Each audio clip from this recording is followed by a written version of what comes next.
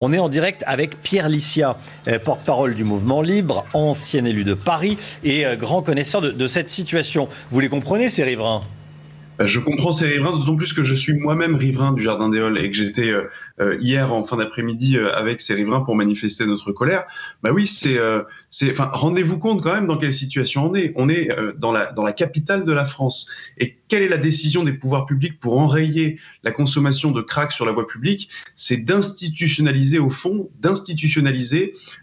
une salle de shoot dans un parc pour enfants.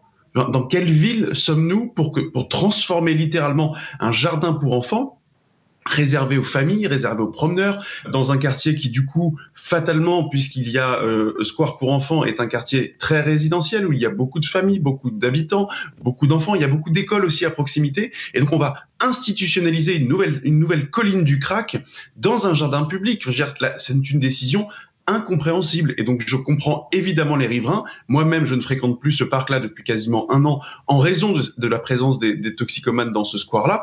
Et je pense que on va ne faire avec cette décision, faire finalement enquister le problème dans le territoire, alors que plutôt que de déplacer le problème, il faut enfin le résoudre. Résoudre le problème, ça veut dire une prise en charge sanitaire de personnes qui sont malades, de personnes qui sont addictes au crack, et enfin prendre des mesures pour les sortir de la rue, pour les soigner, pour les sevrer, et ne pas les balader de quartier en quartier, comme c'est le cas depuis 3 ans, depuis le démantèlement de la colline du crack, et de se refiler la patate chaude aux riverains qui n'en peuvent plus. Le quartier va vraiment exploser.